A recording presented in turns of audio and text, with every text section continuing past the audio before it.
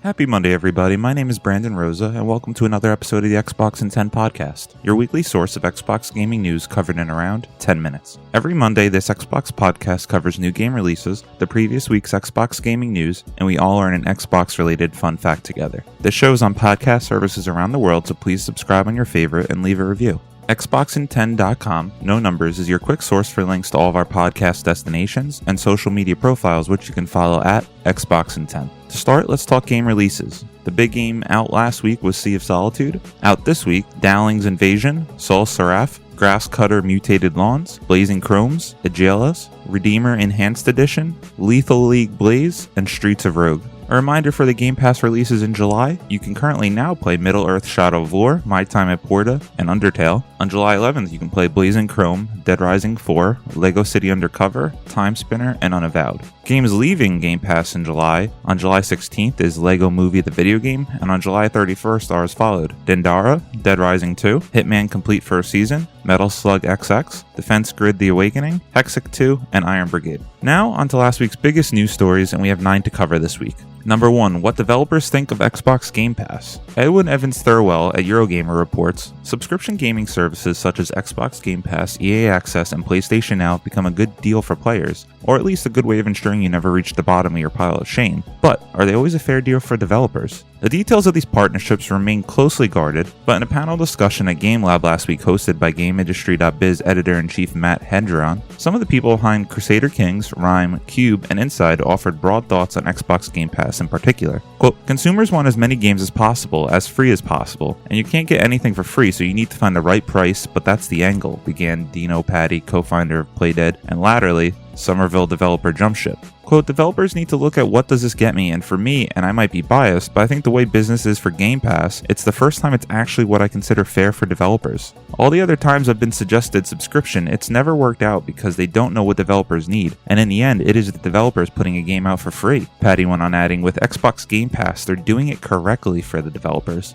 If most other developers feel the same, and I can't imagine why anyone wouldn't be happy with Xbox Game Pass from a player perspective, it instills further confidence in me that Game Pass will be here for years to come and that the brand will continue to thrive. Number 2, Xbox Live games with gold for July 2019 have been announced. Posted on Major Nelson's blog, on Xbox One, Xbox Live Gold members can download Inside for free during the month of July. Big Crown Showdown will be available as a free download from July 16th to August 15th. On Xbox 360, starting July 1st, Castlevania Symphony of the Night will be free for Xbox Live Gold members through July 15th. Then on July 16th, Xbox Live Gold members can download Meet the Robinsons for free through July 31st. Please play Inside. If you know nothing of the game, go into it blind. It's the best way to experience this game. It's a puzzle game that stays with you once you beat it. I personally will finally check out Castlevania Symphony of the Night, as this is the game that spawned a genre with Metro games in Metroidvanias, and I have never played it. Number 3, industry analyst claims Xbox is still working on a streaming exclusive console. Sam Quirk at True Achievements writes, industry expert and general Microsoft snooper Brad Sams has heard rumblings that,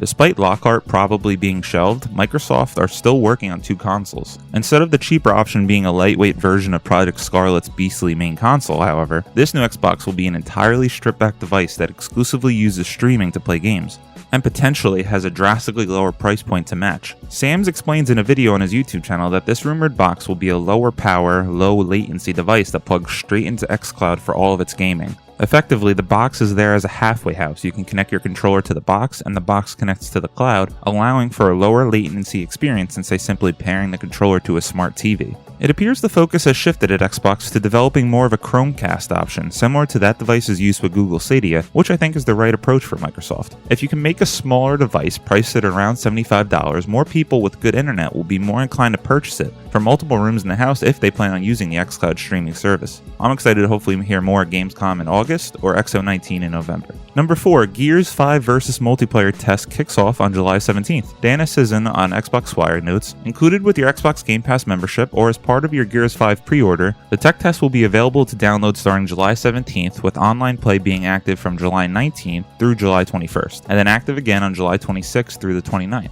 Multiplayer fans of all types can enjoy these weekend test sessions, as you'll get to play Escalation, their updated competitive game type, along with Arcade, a new and approachable multiplayer game type, and longtime fan favorite King of the Hill. For players new to Gears or those that want to practice their skills and learn new mechanics, we've added our new training mode bootcamp. The tech test also features a short tour of duty, which is a series of challenges for players to earn content. Completing all these challenges unlocks an exclusive tech test banner. Players can also unlock 3 versus weapon skins by completing some additional challenges. Personally, I'm excited for the Gears 5 campaign, but since this is included in my Game Pass membership, I'm sure I'll check it out. Game Pass getting more value each week. Number 5, Cuphead Studio MDHR delays first DLC until 2020. Chris Holt at Engadget reports, fans of run-and-gun shooter Cuphead have surely been waiting patiently for the arrival of the game's first expansion, which Studio MDHR announced at E3 2018. You might have been expecting to get to grips with new playable character Miss Chalice, weapons, charms, and even more friendly difficult bosses sometime over the next few months, but the delicious Last Course DLC has now been delayed until next year. Studio MDHR said it was pushing back the release date of the expansion to make sure the new adventure meets the meticulous level of care and quality we always strive for. The developer also suggests it's hoping to avoid the crunch culture that permeates the game's industry, whereby developers are often encouraged or required to work a vast amount of overtime to finish a project promptly. Quote, "The development of the original game taught us a great deal about the importance of making things in a way that's healthy and sustainable for our team," the studio wrote in a blog post. Cuphead is by far one of the coolest, hardest, and most beautiful games I've ever played, and yet to beat. It's just so hard. I'm glad Studio MDHR is respecting their team to take care in making this DLC by looking to avoid crunch and doing it right. Take all the time you need. Number 6, Alan Wake publishing rights acquired by developer Remedy. Matt Purslow at IGN writes, Remedy Entertainment has acquired the publishing rights to Alan Wake, the supernatural horror it developed originally exclusive for Microsoft's Xbox 360.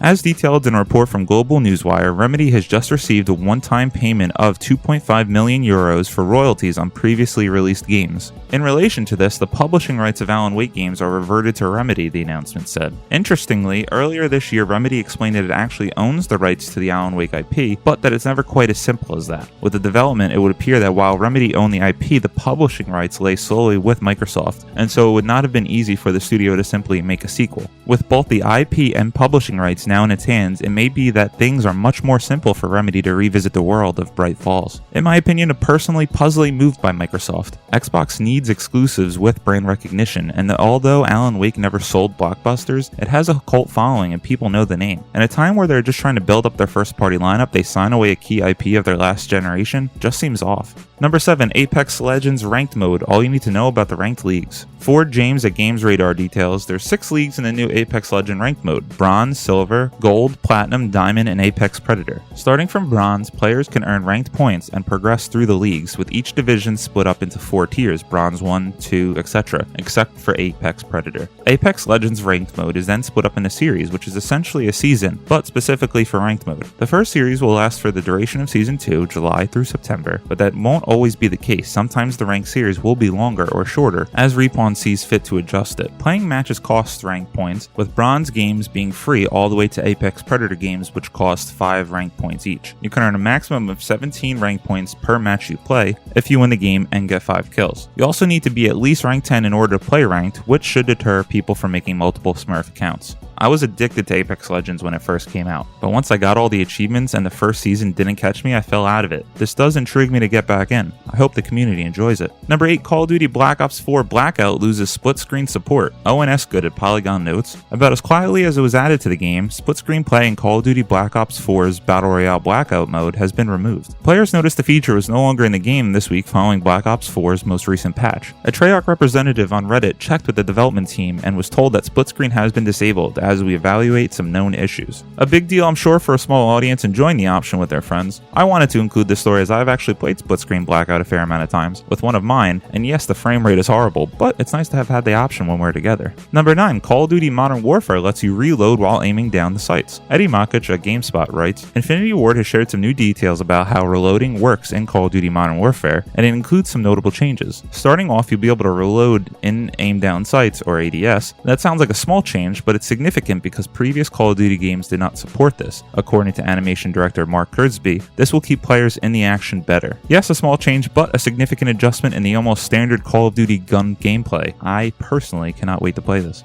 As always, before we end the show, we all learn an Xbox fun fact together. Today's: when Peter Moore asked for $1.15 billion to have the Xbox 360's recall after the Red Ring of Death problem, Steve Ballmer said yes without a moment's hesitation. This decision probably saved the Xbox brand because that was a horrible look for Microsoft and Xbox. I'm pretty sure everyone knows someone or personally that has had an Xbox 360 that got the Red Ring of Deaths. Thank you guys all for listening to the Xbox in 10 podcast, your weekly source of Xbox gaming news covered in around 10 minutes. If you like the show, please subscribe on your favorite podcast service, share it with your friends, and follow on all social media at Xbox in 10. This past week, I finally finished Halo Reach. It was probably my favorite Halo game right now as I'm going back through the series. I did jump into Outer Wilds for about an hour or two, and it's hooked me, but I don't know how I quite feel about it yet. It gave me some feelings I've never had in a game before, and it doesn't hold your hand at all, so I'm a bit lost, but excited to keep playing. My name is Brandon Rosa. You can follow me on Xbox at Brosa93. I hope you all have a great week and keep on gaming.